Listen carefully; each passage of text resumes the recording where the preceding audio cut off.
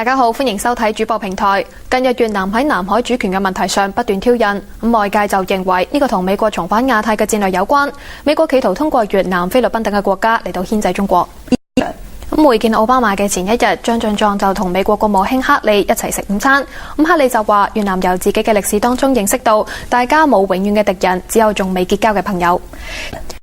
喺1955年受到美國等反共國家支持嘅南越，同受到前蘇聯、中國等共產主義陣營國家支持嘅北越爆發戰爭。最終北越軍係打敗咗南越軍，攻佔咗整個越南。我哋先嚟聽下網民嘅意見再講啊。